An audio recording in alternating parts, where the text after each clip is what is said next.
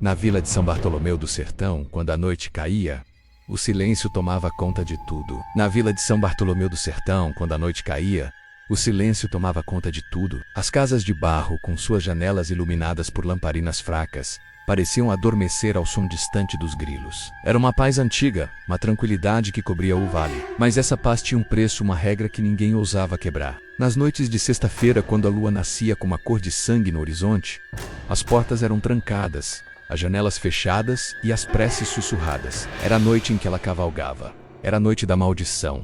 A noite da mula sem cabeça. A lenda era contada em voz baixa, de geração em geração. Diziam que um dia ela foi uma mulher jovem, de beleza estonteante, que se apaixonou perdidamente por um padre. Um amor proibido, um pecado que o céu não perdoou. Como castigo, seu corpo foi amaldiçoado. O fogo do inferno a consumiu, transformando em uma criatura de pesadelo. Agora toda sexta-feira seu espírito retorna. Um corpo de mula, sem cabeça, com chamas crepitando no lugar do pescoço, correndo pelas estradas de terra batida. O som dos seus cascos era como o anúncio de uma tempestade, ecoando pela escuridão. Um cheiro forte de enxofre se espalhava pelo ar, um prenúncio de sua chegada. A regra era clara.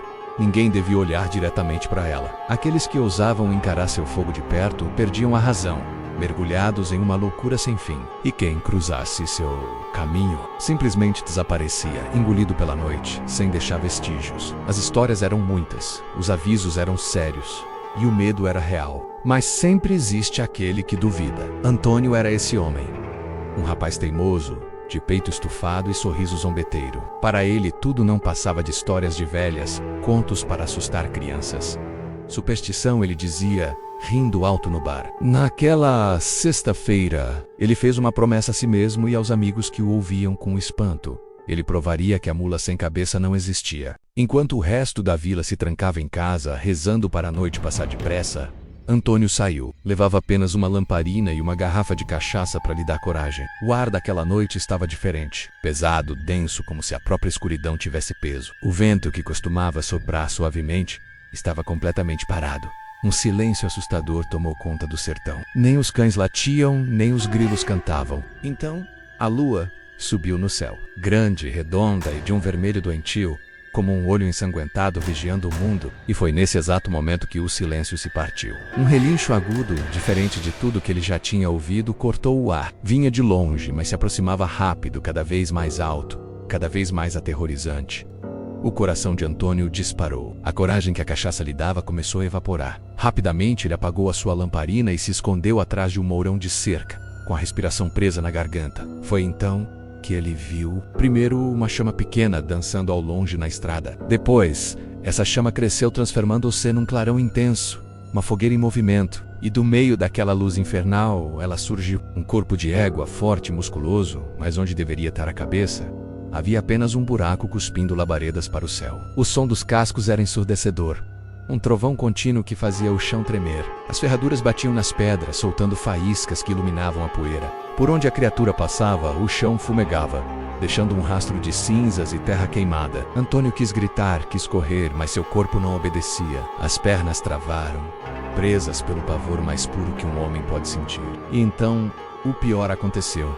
A criatura parou. Seu corpo de fogo parou bem em frente ao seu esconderijo. Mesmo sem cabeça, sem olhos, Antônio sentiu que ela estava olhando para ele. Sentiu o peso daquele olhar vazio e ardente, e do meio das chamas uma voz ecoou. Uma voz feminina, rouca, gutural, como se viesse das profundezas da terra. "Por que me observa, filho do pó?" A voz perguntou, e o som fez o sangue de Antônio gelar nas veias. Ele tremeu tanto que a lamparina escorregou de suas mãos e caiu no chão com um baque surdo. O pequeno clarão da lamparina no chão atraiu a atenção da criatura. A mula soltou um relincho que rasgou a noite. Um som de pura agonia. As chamas em seu pescoço subiram ainda mais alto, e num piscar de olhos ela disparou pela estrada e desapareceu na escuridão, deixando para trás apenas o cheiro de queimado e um silêncio ainda mais profundo. Por um instante, Antônio ficou paralisado.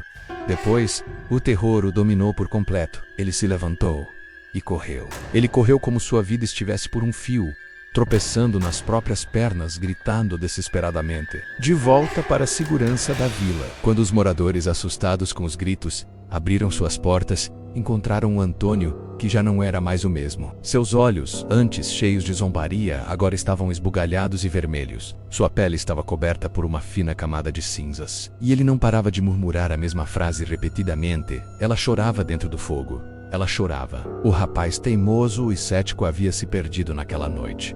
Dizem que ele enlouqueceu. Hoje vaga pelas estradas, com um olhar perdido, murmurando preces quebradas e com um medo mortal de fechar os olhos. Porque toda vez que o sono o vence, ele ouve novamente o som dos cascos se aproximando na escuridão, e a lenda continua viva. Há quem jure que em certas noites de sexta, a mula sem cabeça ainda passa em frente à igreja da vila. Seu relincho de fogo ecoa, não como um grito de raiva, mas como um lamento, um choro de dor, o som de uma alma presa a um castigo que nunca termina. Então, fica o aviso: se um dia você estiver no sertão, numa noite escura de sexta-noite, e ouvir o som de cascos se aproximando, reze, tranque a porta, feche os olhos e reze. Mas, por tudo que é mais sagrado, nunca olhe. Porque se ela parar perto de você, se ela sentir o cheiro do seu medo, ela vai lembrar que ainda existem pecadores vagando sobre a terra. Se essa lenda do nosso folclore te arrepiou, deixe o seu like e compartilhe essa história com quem também é apaixonado por terror e mistérios do Brasil. E não se esqueça de se inscrever no canal